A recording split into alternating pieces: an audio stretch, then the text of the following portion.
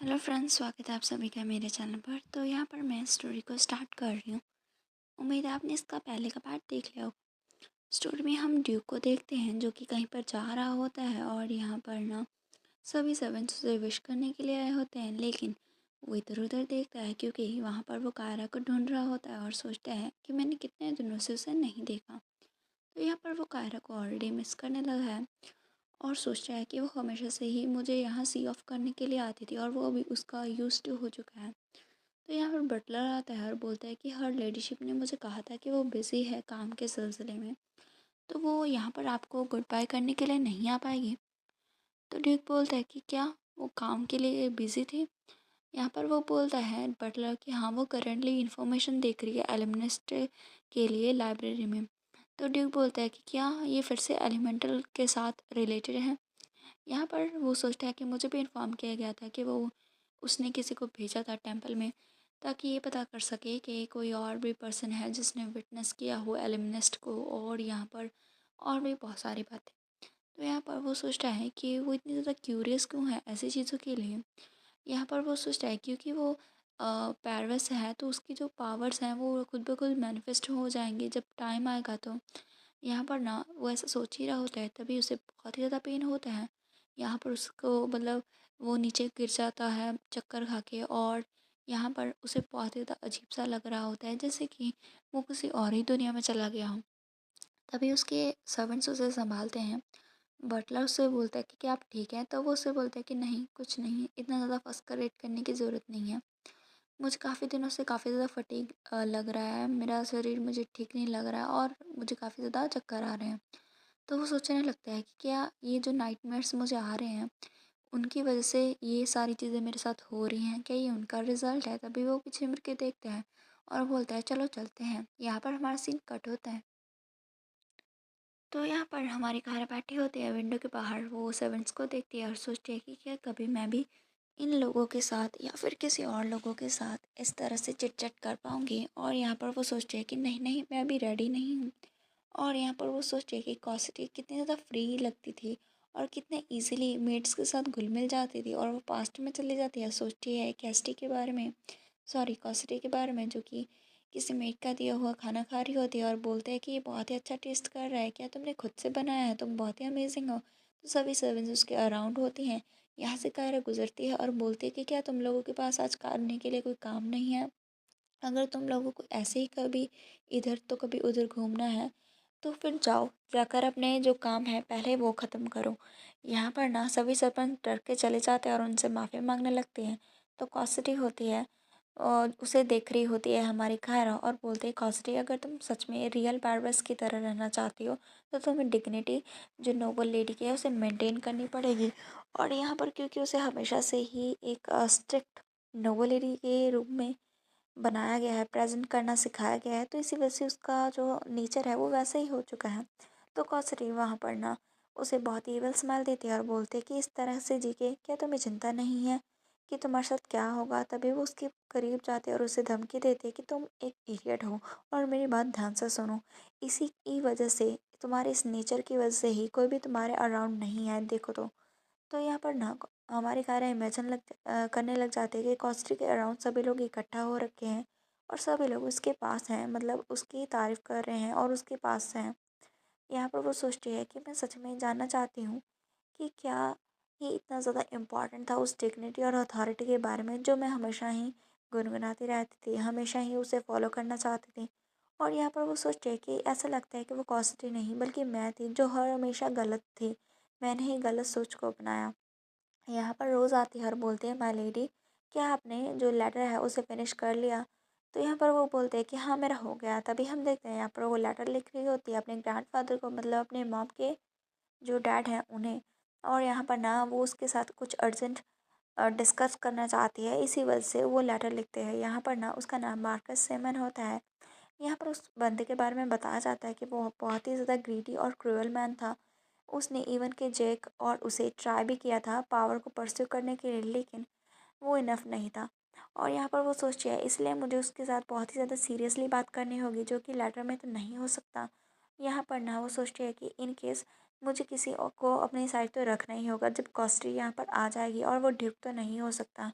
क्योंकि जो ड्यूक है उसकी नज़रें हमेशा ही घर पर बनी रहती हैं, तो मुझे कुछ ना कोई बहाना लगाकर बाहर जाना होगा और किसी बाहर वाले की हेल्प लेनी पड़ेगी।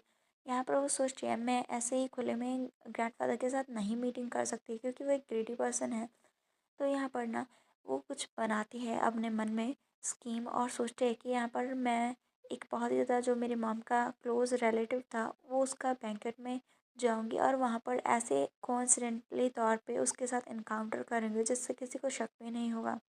यहाँ पर वो सारी जो इन्फॉर्मेशन है वो लिख देती है। यहाँ पर वो सोचती है कि ऐसा लगता है कि मैं मुझे ये जो रिक्वेस्ट है वो भी देनी ही पड़ेगी, और यहाँ पर वो सोचती है और इसके अलावा जो मार्कस हैं वो भी इस रिक्वेस्ट को एक्सेप्ट करेंगे ही, क्योंकि उनमें भी पावर की इतनी ही ज़रूरत है, क्योंकि वो अच्छे से जानते हैं उस पर्सन को।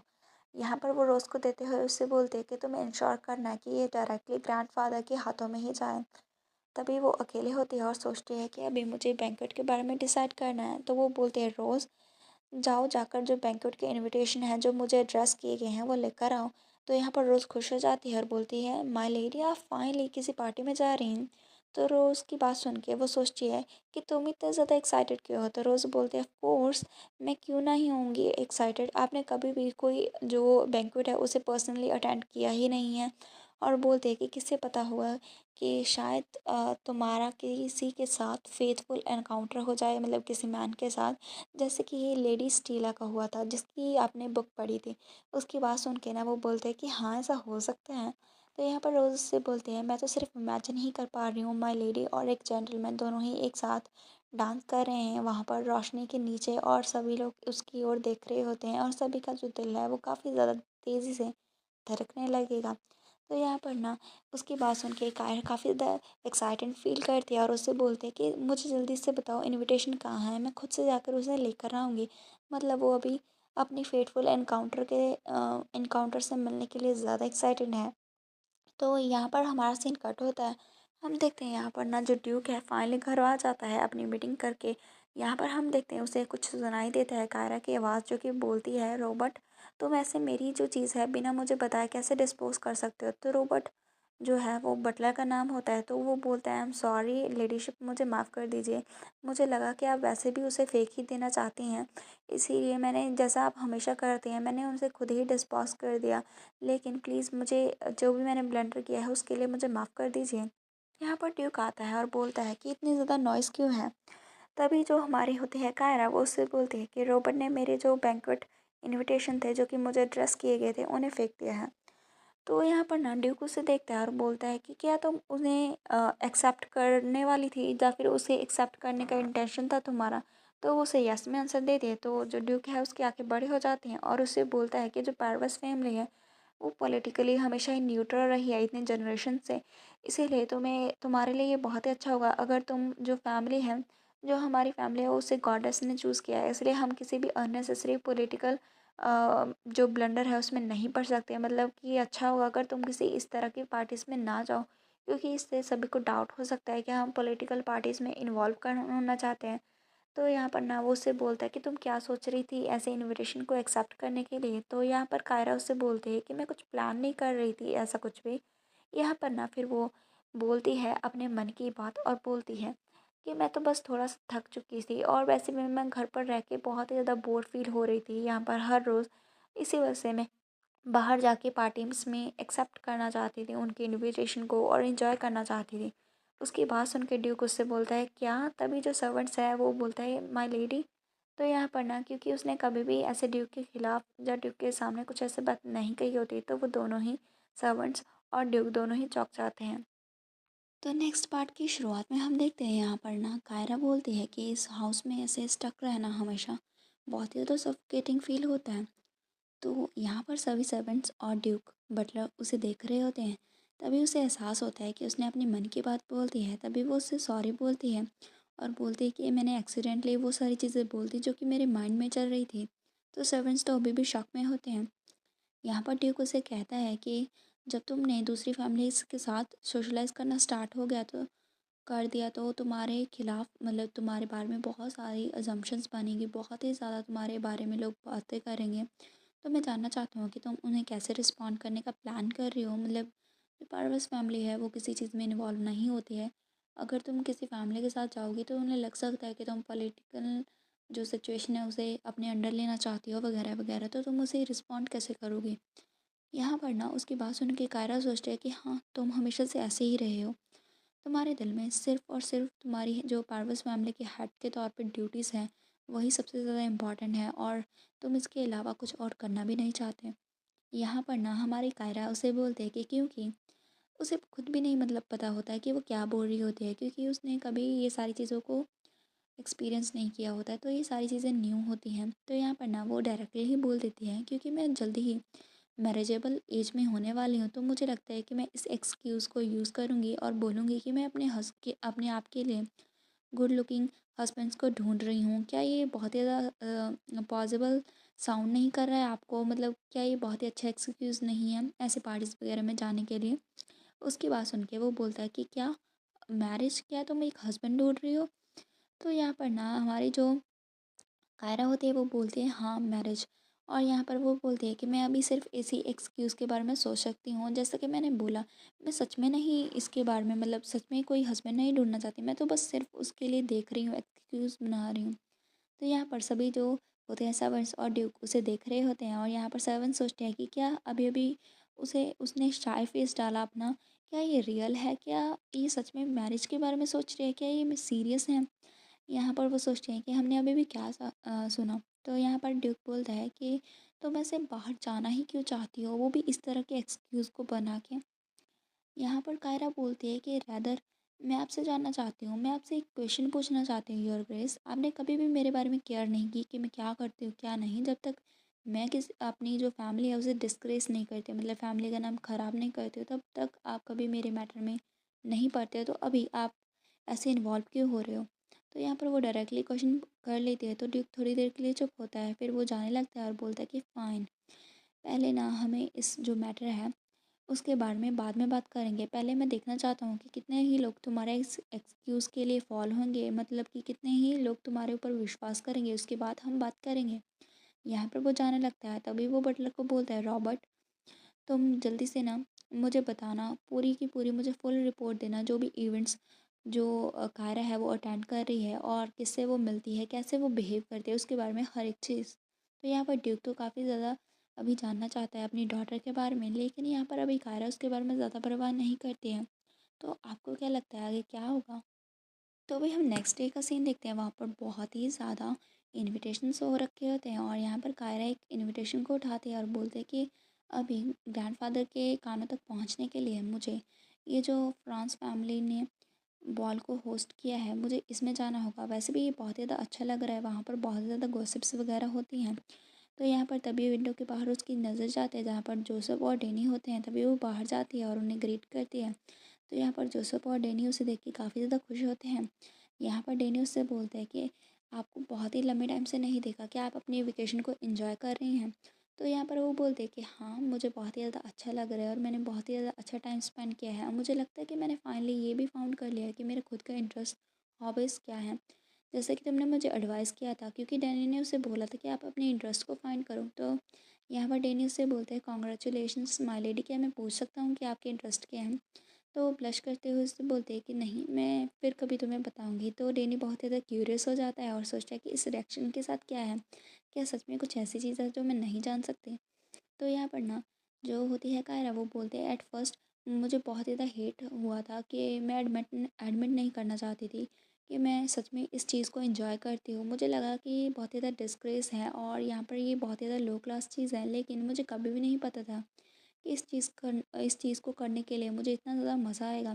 तो यहाँ पर वो डायरेक्टली नहीं बताती कि उसे कॉमिक्स वगैरह अच्छे लगते हैं, वो बस बता देती है कि इस चीज़ को करने में मुझे बहुत ज़्यादा इंटरेस्ट है, लेकिन मैं इसे नहीं एडमिट कर सकती खुलेआम। तो यहाँ पर डेनी उससे बोलता है कि हाँ हाँ, मैं समझ सकता हूँ, मेरे पास भी एक हॉबी है ऐसी ही। तो यहाँ पर वो उससे पूछने लग जाते हैं वो क्या है, तो वो बताता है कि मुझे कैसीनो में जाना बहुत ही अच्छा लगता है। उसकी बात सुन के वो चुप हो जाते हैं, क्योंकि उसके लिए ये काफ़ी ज़्यादा न्यू था। तो डेनी उससे बोलता है एट फर्स्ट मुझे भी लगा था कि मैं एक्चुअली में उसे ज़्यादा इन्जॉय नहीं करता हूँ। तो वो उससे बोलते हैं कि क्या दूसरे नाइट्स को भी पता है तो इसके बारे में। तो वो जो हमारा सर जोसेफ है वो उनकी बातों को थोड़ा सा आता है और इन्वॉल्व होते हुए बोलता है कि हाँ, ये वैसे भी ट्राई भी नहीं करता इस बात को हाइड करने के लिए कि उसे कैसीनो में जाना पसंद है। तो डैनी उससे बोलता है कि मैं ऐसे हाइड ही क्यों करूँ, मैं कोई क्राइम थोड़ी ना कर रहा हूँ। तो उसकी बात सुन के वो सोचती है कि हाँ ये इलीगल नहीं है, लेकिन फिर भी। तो यहाँ पर ना डैनी उससे बोलता है कि योर लेडीशिप क्यों ना आप इस वीक को मुझे ज्वाइन करें, मतलब कैसीनो में जाने के लिए। तो यहाँ पर उसकी बात सुन के वो उसे देखने लगती है और सोचती है कि क्या मैं। यहाँ पर फिर वो सोचती है कि वेट, मैं उसे मना नहीं कर सकती, इसके साथ उसे बहुत ही ज़्यादा हर्ट होगा। यहाँ पर ना फिर वो सोचती है कि उसने अगर डायरेक्टली मना कर दिया तो वो बहुत ही ज़्यादा सल्क करेगा। यहाँ पर वो सोचती है कि उसने मुझे ऑफ़र किया है और वो सिर्फ इसीलिए मेरे साथ जाना चाहता है क्योंकि मैंने उसे कहा था कि अपना इंटरेस्ट मुझे शेयर करे। यहाँ पर वो उससे बोलती है ठीक है फिर मैं तुम्हारे साथ जाऊँगी। तो यहाँ पर जोसेफ उससे बोलता है योर लेडीशिप आपको ऐसे जाने की ज़रूरत नहीं है अगर आप नहीं जाना चाहती। तो यहाँ पर ना जो होती है हमारी कायरा, वो बोलती है कि नहीं मैं जाना चाहती हूँ, ये बहुत ही अच्छा चांस है मेरे और नाइट्स के क्लोज रिलेशनशिप को और भी ज़्यादा क्लोज करने का। तो डेनी काफ़ी ज़्यादा टस्ट फील करता है और बोलता है कि योर लेडीशिप आप कितनी ज़्यादा अच्छी हैं। तो जोसेफ उसे बोलता है कि प्लीज़ मुझे इस सभी के लिए रिस्पॉन्सिबल होने दीजिए, मुझे आपकी सेफ़्टी के लिए रिस्पॉन्सिबल होने दीजिए, मतलब कैसीनो में जाने के दौरान जोसेफ उसकी सेफ़्टी का ख्याल रखेगा। तो उसकी बात को सुन के डेनी उससे बोलता है कि क्या तुम भी जा रहे हो?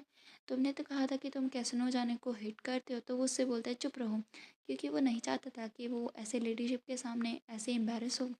फिर वो थोड़ा सा खांसता है और बोलता है कि ठीक है हम इस वीकेंड को मिलेंगे योर लेडीशिप। तो वो उससे बोलता है कि हाँ ये बहुत ही ज़्यादा ग्रेट की बात है।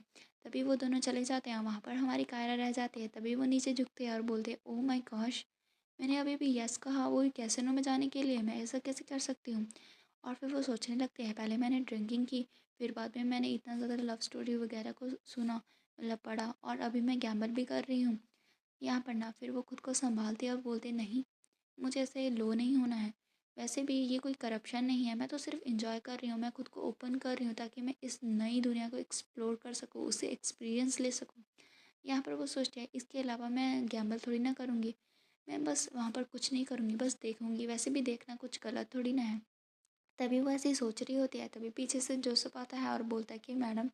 यहाँ पर ना उसे देखते हुए कायरा बोलते सर जोसेफ क्या आप अभी तक नहीं गए हैं।